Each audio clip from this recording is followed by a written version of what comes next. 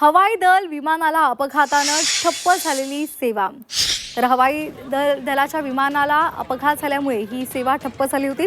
पुणे विमानतळावर बोर्डिंग सेवा सुद्धा सुरू झाली आहे। पुणे विमानतळावर हवाई दलाच्या विमानाला अपघात झाला। सुदैवानं या विमानामध्ये कर्मचारी सुरक्षित असल्याची माहिती मिळते।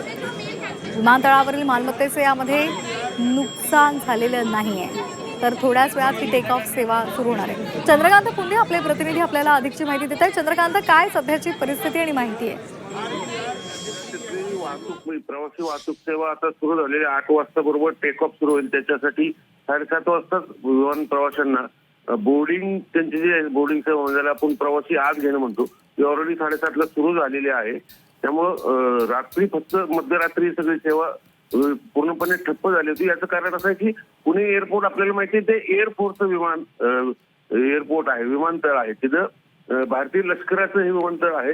ते भारतीय लष्कराचं एक फायटर प्लेन लँडिंग होताना घसरलं होतं। त्याचा पुढचा जो चाक आहे ते व्हील आहे ते निकामी झाल्यामुळे थोडं कलंडलं होतं। त्यामुळे जो रनवे आहे तो काही काळापुरता ठप्प ठेवण्यात आलेला होता वाहतूक सेवेसाठी। त्यामुळे रात्री मध्यरात्री सेवा बंद ठेवली होती।